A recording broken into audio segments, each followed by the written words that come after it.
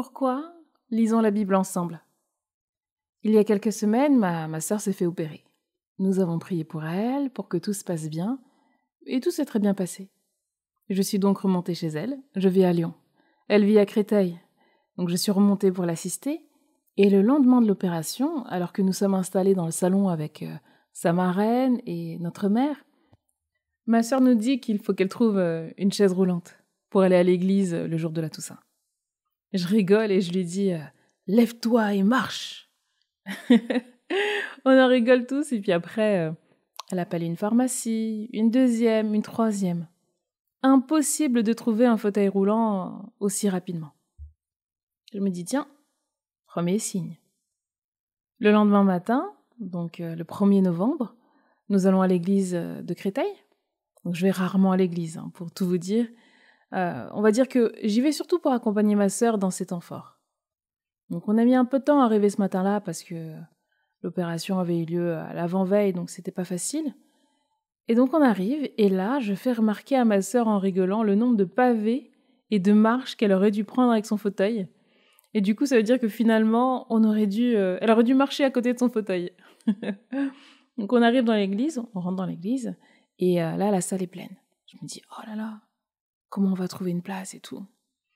Elle marche tout droit, elle sait pourquoi elle est là, voilà, elle avance.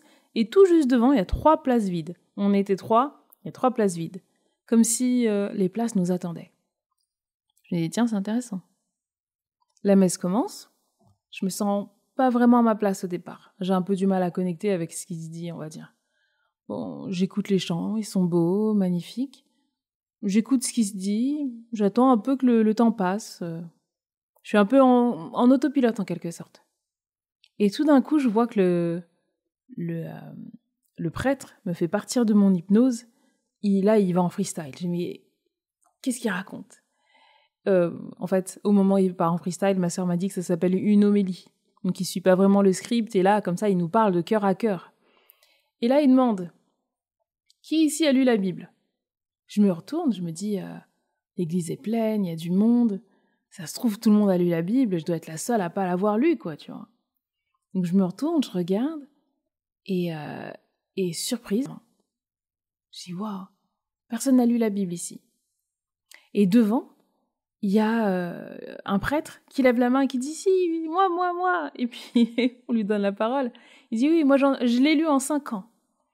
Et puis l'autre prêtre rigole, il dit, non, mais pas toi, c'est de la triche. C'est à l'assemblée que je demande. Il a dû dire un truc comme ça, je me souviens plus trop. Et l'assemblée est gênée, les gens rigolent à gauche, ils rigolent, ils regardent à gauche, ils regardent à droite, ils baissent un peu les yeux. Moi-même, j'étais là, je dis, j'avoue, je l'ai pas lu et tout. Il dit, oui, il faut commencer par là, commencer par lire la Bible. Ça, je me dis, mais il a raison, en fait. Pourquoi nous tous, ici, dans la salle, en fait, pourquoi on n'a pas lu la Bible? Est-ce que c'est parce qu'on n'est pas motivé? Est-ce que c'est parce que c'est trop long? Parce qu'il y a quand même près de 3000 pages. Ou alors, est-ce que c'est parce que Netflix et YouTube, ou peut-être TikTok pour certains, ont pris trop de place dans nos vies? Je me suis posé la question. Après, je rentre à Lyon, et puis je laisse un petit peu les choses à l'arrière de ma tête, on va dire. Mon quotidien prend le relais, je vais au travail, aller chercher les enfants, etc. et tout. Et puis un jour, je fais un rêve, et je me réveille. Je me souvenais pas du tout de mon rêve, mais je me souviens d'une sensation. Et donc, je dis je continue à prononcer à haute voix comme si j'étais dans une fin de discussion. Je dois lire la Bible en entier sur YouTube. C'est venu d'un coup. Je sais même pas si la demande vient de moi ou quoi que ce soit. Je sais juste qu'il faut que je le fasse, en fait. Et du coup, parfois, quand on me pose la question, on me dit mais pourquoi tu fais ça, en fait? Et là, j'essaie de chercher des raisons conscientes à cette action, alors que je sens qu'il y a une force qui m'a dit mais lis la Bible, en fait. Et donc, je dois essayer de le justifier. Comment? Peut-être parce que, je sais pas, j'aime le gospel, peut-être? Parce que je connais des passages de la Bible, comme « Lève-toi et marche », mais je sais pas vraiment les situer. Parce que ça se trouve, il y a des gens qui veulent la lire, mais ils décrochent, en fait. Peut-être que vous décrochez, vous avez déjà essayé de lire la Bible, ou alors que vous l'avez déjà lu en entier, et franchement, bravo. Mais peut-être qu'il y en a certains qui n'y arrivent pas. Parce que, je sais pas, peut-être qu'il y a des gens qui savent pas lire, il y a des gens qui ont du mal à se concentrer. Et quand je pense à ces éléments-là, je me dis, ah ouais, ok, pourquoi pas le faire alors? Pourquoi pas être votre voix? Ça me ferait très plaisir. Donc des raisons, je peux en trouver des millions. Vous pouvez en trouver des millions, les raisons de pourquoi j'ai pas lu la Bible. Moi, ma seule raison, c'est ainsi. Je lis la Bible parce que c'est ainsi. Parce qu'elle est là, parce que je veux savoir, parce que ma sœur m'a dit un truc magnifique, elle m'a dit, tu sais, c'est super l'initiative dans laquelle tu te lances. Et parfois, c'est des petites initiatives comme ça qui changent des vies, on ne sait pas pourquoi et on ne sait pas comment. Et même au-delà de ça, ça se trouve, toi, à la fin, ça va te changer, quoi. Et j'ai hâte de me dire, ah ouais, ça va me changer. Pas j'ai hâte dans le sens je suis pressée, mais j'ai hâte dans le sens de... Vous savez quand ça va être Noël et vous avez hâte d'ouvrir vos cadeaux, vous êtes impatient, vous dites, oh là là, mais qu'est-ce que je vais avoir cette excitation-là? Et là, je me dis, pareil, je sais que ça va me transformer au fur et à mesure. Ça a déjà commencé à me transformer. J'ouvre la Bible et quand je lis la Bible le matin, et quand je vous lis la Bible surtout, j'ai trop envie de savoir ce qui va se passer après. Parfois dans la journée, je repense à ce que j'ai écouté, enfin ce que j'ai lu le matin. Et je me dis, ok, est-ce qu'il y a des éléments dans ma vie aujourd'hui qui me rappellent ce que j'ai vu? Par exemple, dans la Genèse, quand je sors, je vais pas regarder de la même manière mon environnement, le brouillard, les oiseaux, les gens. Je vais m'arrêter en fait et respirer et regarder en fait.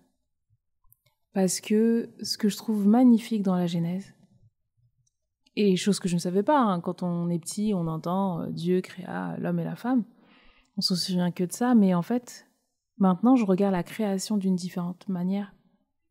Quand je regarde les choses et quand je vois la création, je la trouve belle. Et je me dis, en fait, on devrait s'arrêter, respirer et regarder en fait les choses comme elles sont, comme elles ont été faites et créées. On prend trop pour acquis les choses qu'on voit au quotidien. Il faudrait qu'on les regarde comme un bébé. Je pourrais parler pendant des heures, mais ce que vous devez savoir, c'est que, voilà, c'est un grand challenge qui nous attend. Vous faites partie de l'aventure, on commence le 1er décembre. Comment les vidéos seront faites? Alors, j'ai choisi la Bible liturgique, donc sur AELF. Ma sœur me l'a conseillé, moi je m'y connais pas trop. Donc elle m'a dit que c'est une bonne Bible à lire, donc je vais lire celle-là. Vous pouvez suivre sur le site internet, bien entendu. Vous pouvez suivre sur ma vidéo, alors il faut augmenter la qualité de la vidéo, bien entendu, et arriver à zoomer un petit peu, parce que c'est un peu petit parfois. Vous pouvez l'écouter pendant que vous faisiez autre chose, pendant que vous vous réveillez tout doucement. Vous mettez ma vidéo. Il y aura une vidéo, ce sera un chapitre. Vous aurez une vidéo le matin, une vidéo le soir. Voilà comment c'est prévu.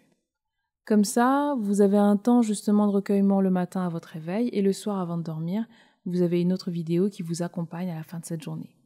Donc, cette lecture vient encadrer votre journée. Donc ça va être 6h du matin pour le matin et 18h pour le soir. Comme ça, en fonction de l'heure à laquelle vous vous couchez ou vous rentrez, vous avez accès à la vidéo.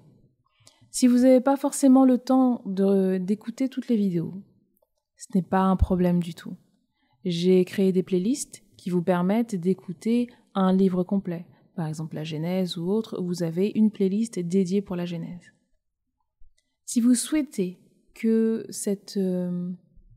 ces lectures soient disponibles sur des plateformes de type podcast, n'hésitez pas à me le dire et je ferai les nécessaires. Cette lecture se veut bienveillante, elle est pour tout le monde. Peu importe votre religion, peu importe d'où vous venez. Voyez-vous, moi-même, je ne vais pas tout le temps à l'église, mais je sens qu'il y a cet appel-là et je pense que ça peut être une bonne chose. Vous pouvez le partager à des gens que vous connaissez, à des gens que vous appréciez, qui sont curieux, qui se disent « Ok, c'est vrai que j'ai pas eu l'occasion de lire la Bible ou je l'ai jamais lu dans ma vie, il faudrait au moins que je lise une fois dans ma vie, ça peut être bien. » À des personnes qui ne peuvent pas voir, elles pourront au moins écouter. À tout le monde. À vous surtout. En tout cas, je vous souhaite une très très bonne lecture, un très bon voyage, et je vais vous laisser avec une chanson qui m'est venue en tête. Tu ne dois pas t'en faire,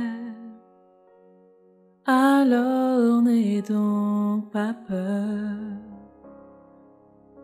La joie vient au matin, les soucis ne durent jamais. Un ami nommé Jésus peut essuyer toutes tes larmes. Et si ton cœur est brisé, élève tes mains et dis: oh, je sais que je peux le faire. Je peux rester debout, peu importe ce qui m'arrivera. Ma vie est dans tes mains.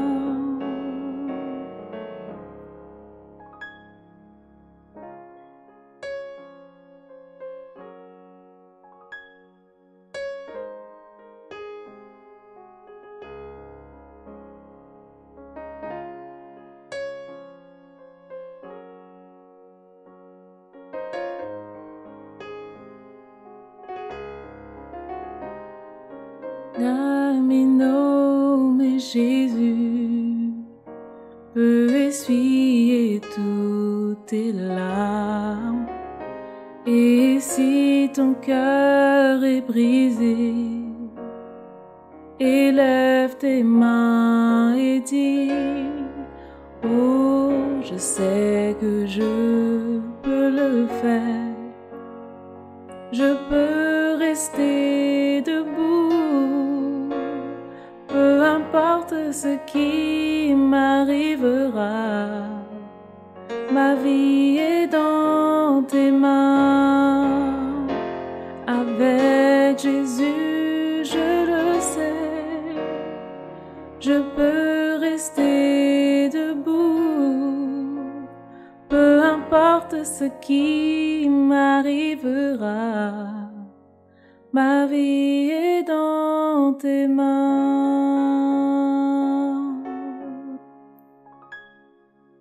Tu ne dois pas t'en faire, alors n'aie donc pas peur. La joie vient au matin, les soucis ne durent jamais. Un ami nommé Jésus peut essuyer toutes tes larmes.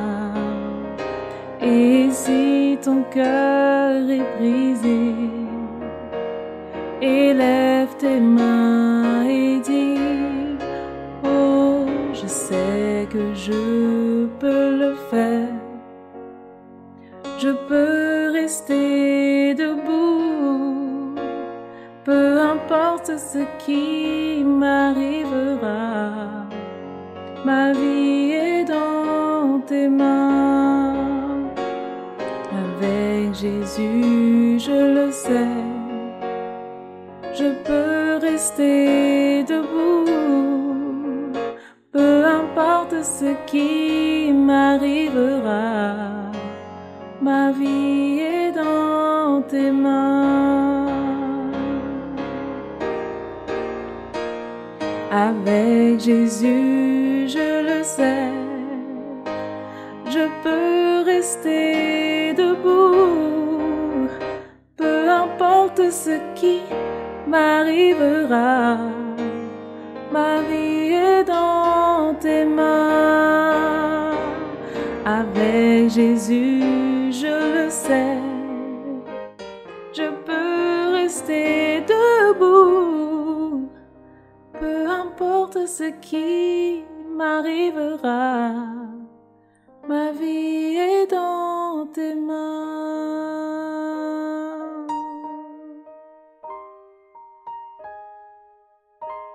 Ma vie est dans tes mains.